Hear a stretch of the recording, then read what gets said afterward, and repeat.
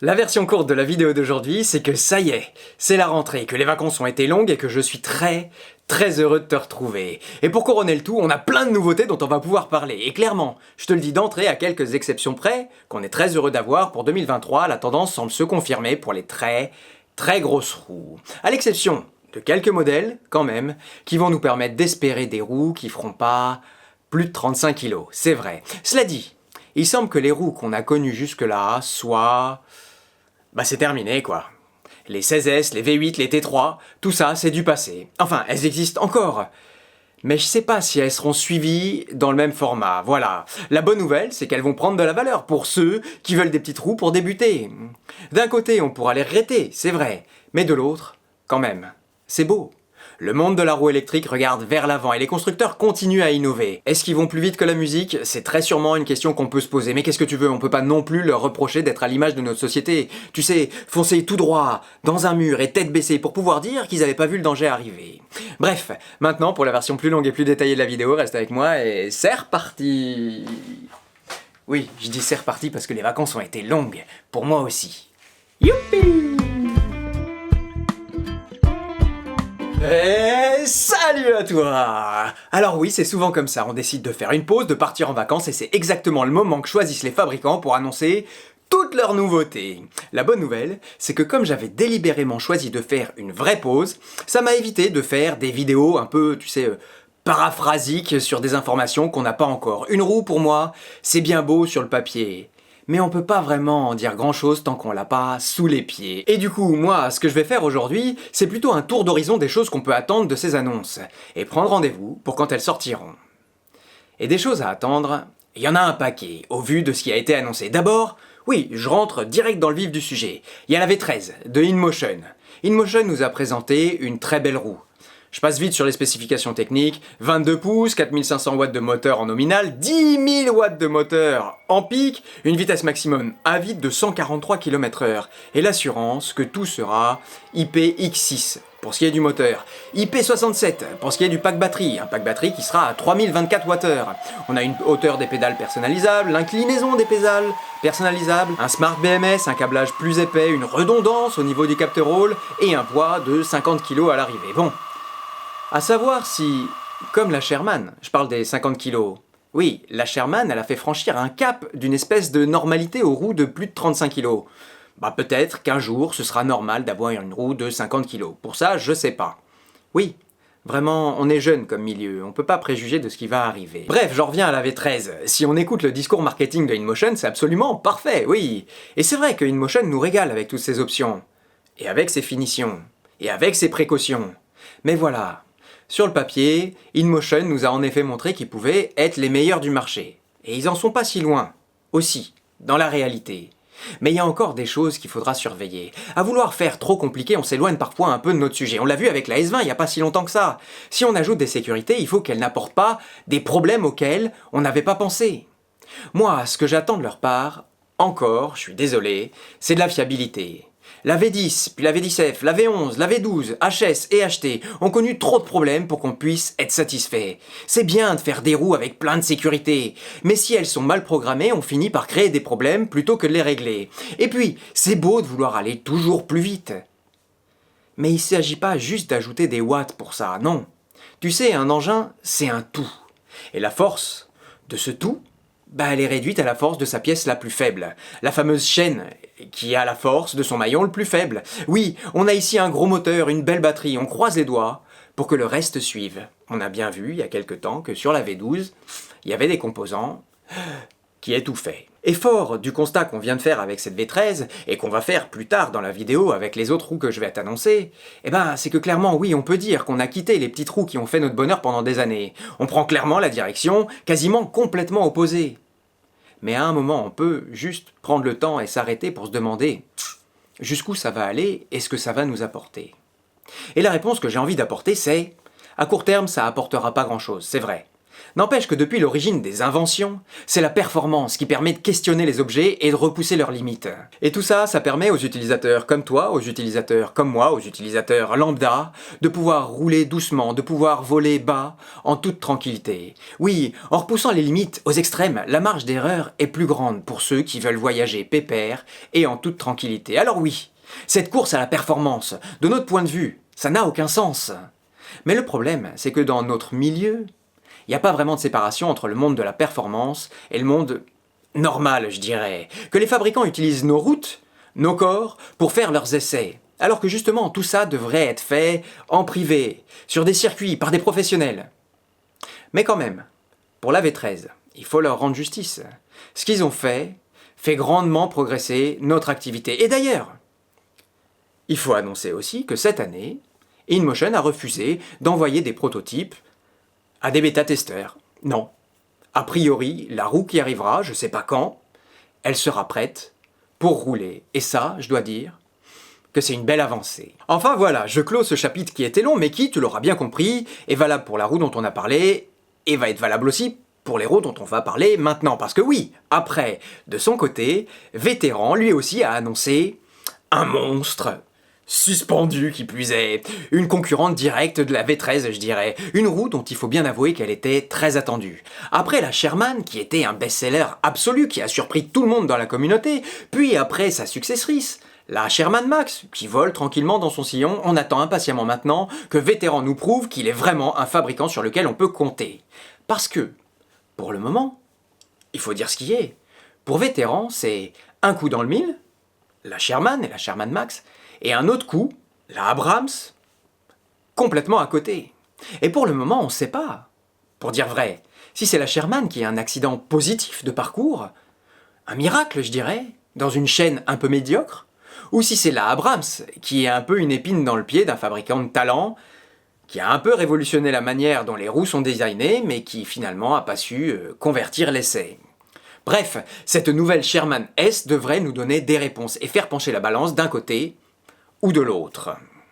Et d'après ce qu'on voit, on a un design très particulier. Assez difficile à lire d'ailleurs, je dirais. Et au point de vue de la suspension, ils ont opté pour un amortisseur en tubes verticaux de chaque côté, en mode InMotion, plutôt que le système déporté à l'arrière de Kingsong et Bigodet. Ça, je trouve ça chouette de voir que les deux systèmes peuvent encore être proposés. Et je suis certain que chacun des deux procédés possède des avantages et des inconvénients. L'avenir nous dira lequel des deux aura été le meilleur choix et lequel les fabricants seront amenés à garder. Ou d'ailleurs, pourquoi pas à faire cohabiter. On a aussi les pédales, ingénieusement réglables en longueur cette fois.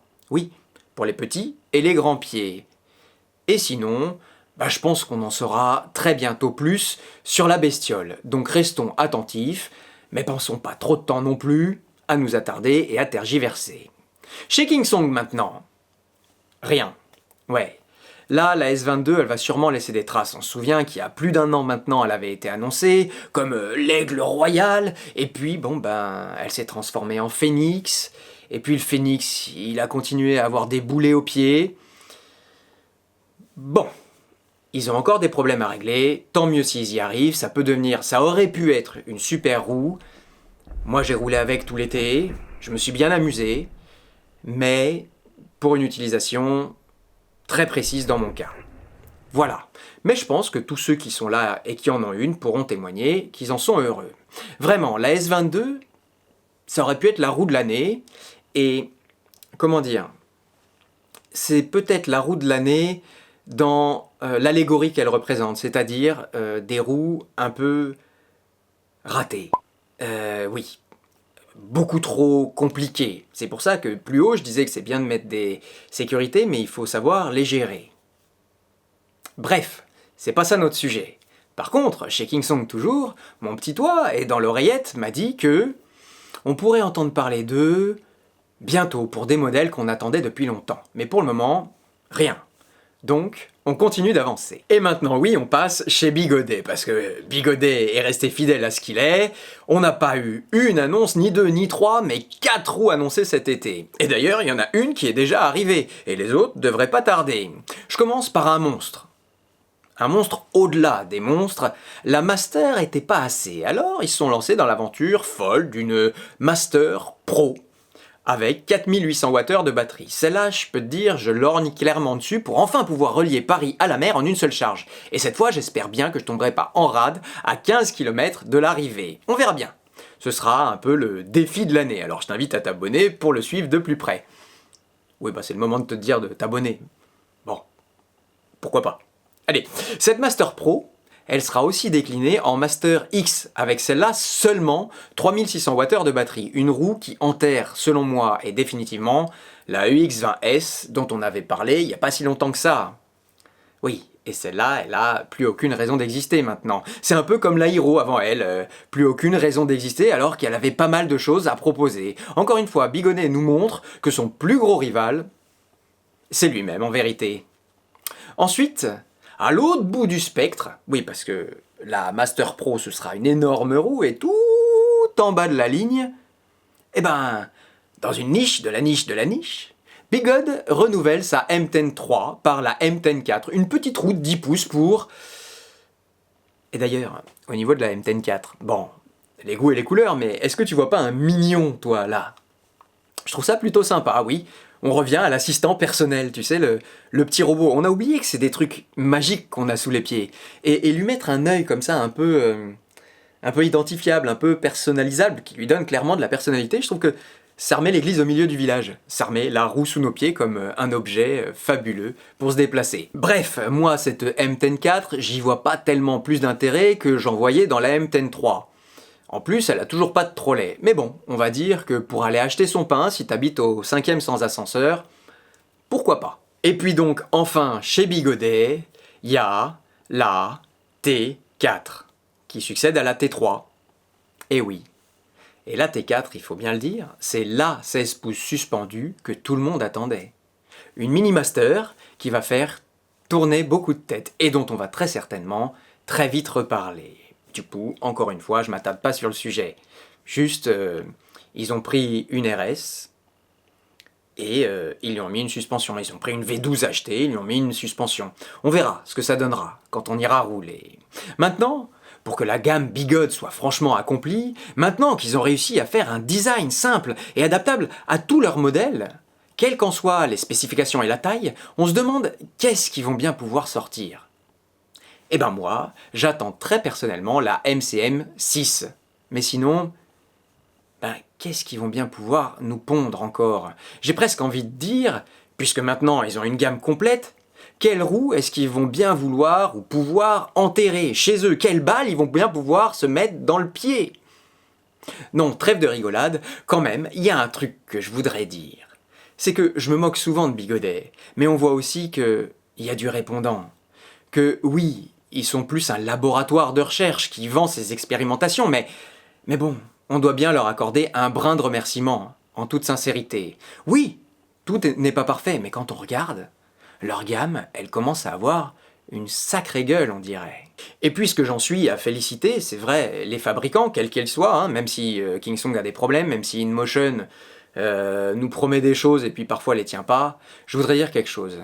À ma dernière présentation de roues, c'était il y a longtemps, je les avais appelés, tu sais, les nouveaux monstres. Là, je vais pas recommencer parce que je dirais quoi, les nouveaux titans, je ne sais pas. Et ben, je t'avais parlé de quelques modèles indépendants qui allaient se lancer. Alors, pour faire la vidéo d'aujourd'hui, j'ai recontacté ces gens. Et sur 3 que je connaissais, seul un, et pas des moindres, on va en reparler, seul un est en mesure de me dire que oui, son projet est sur la bonne voie et que oui, sa roue sera un jour sous les pieds des utilisateurs. Tout ça pour te dire, et d'ailleurs, tout ça pour m'offrir l'occasion de me répéter, que même si on va beaucoup parler en bien et en mal de tous les nouveaux produits, on peut être que admiratif et reconnaissant quand on voit la difficulté de mettre ces choses sur le marché. Encore une fois, on peut dire ce qu'on veut, là, toi et moi, depuis notre canapé, mais au final, on n'a qu'une chose à faire, c'est enfiler un chapeau sur notre tête pour pouvoir le retirer, tout en gardant en main, oui, un fouet, pour leur botter les fesses et les encourager à progresser. Ah, attends, une information de dernière minute, oui, qui vient de tomber. Extreme Bull, qu'on connaît notamment pour sa Commander que je t'ai présentée, vient d'annoncer une Commander Pro. Oui, bah très bien. pareil, on est prêt. Un design très proche du design de la Sherman S, il faut bien l'avouer. Hein. Alors qu'ils vont piquer les designs chez Commander, non, chez Vétéran, et puis les pièces chez Bigodet, parce que tu te souviens que Extreme Bull, c'est aussi Bigodet. Si tu regardes les pédales, c'est du Bigodet. Si tu regardes le port de charge sur dessus, ça ressemble à du Bigodet. Bref, allez regarder vite fait. C'est une Commander suspendue. Et avant de terminer, je voudrais juste te reparler de ce petit coup de cœur que j'ai, moi, pour un indépendant, qui reste anonyme pour le moment et qui a bien raison de le faire, qui travaille dans son coin pour proposer une roue haute performance. Et il faut l'encourager, il faut rien dire, pas le presser. Il a son calendrier, il a l'air de savoir, mais je crois qu'il sait exactement ce qu'il fait. C'est génial de pouvoir lui parler, parce qu'en plus c'est un Français. Donc bientôt peut-être qu'on criera Cocorico. C'est pas avant l'année prochaine, de toute façon, donc on en reparlera, évidemment, j'espère que je pourrai t'en parler de près, mais tiens-toi prêt.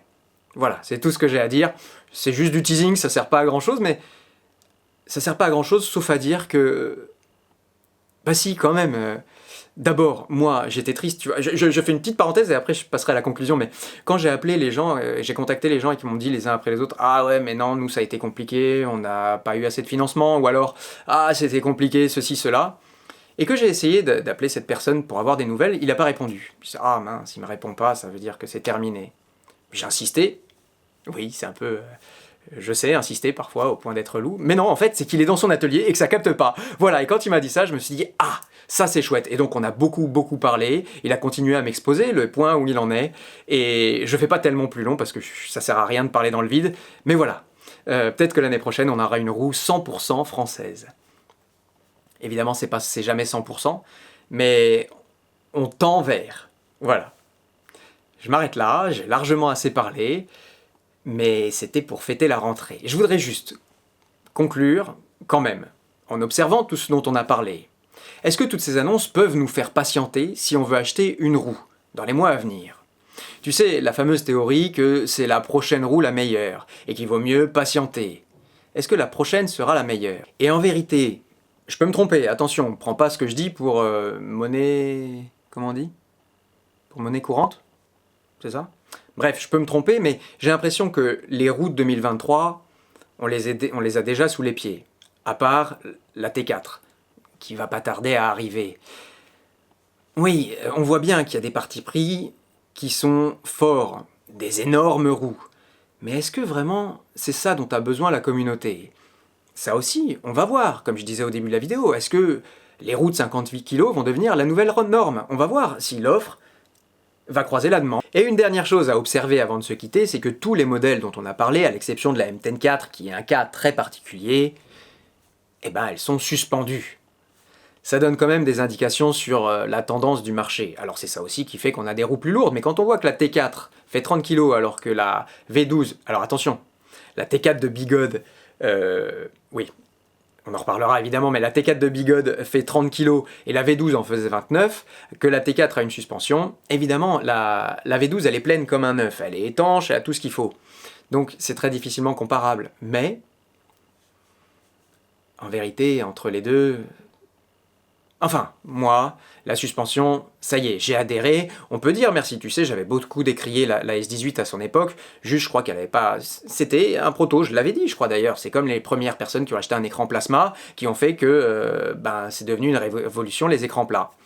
Voilà, c'est pareil. Et d'ailleurs, on peut remercier ces gens-là. On peut remercier Kingsong, parce qu'on voit bien que Bigodet a récupéré, même si il y a beaucoup de choses à dire sur ces systèmes de suspension.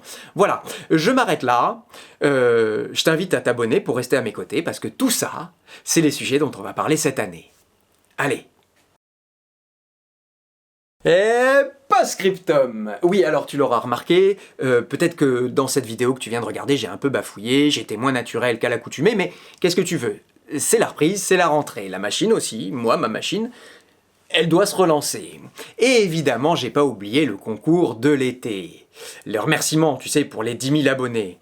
Et je te mets une vidéo qu'on a filmée au moment du tirage au sort. Oui, alors en fait, à propos de cette vidéo-là, qui était une vidéo super sympa, un témoignage d'un moment super passé en compagnie de mes deux acolytes qui m'ont aidé à faire le tirage au sort, Bernard, il a tout effacé avant de sauvegarder. Voilà. Donc Bernard, tu l'auras compris, c'est moi.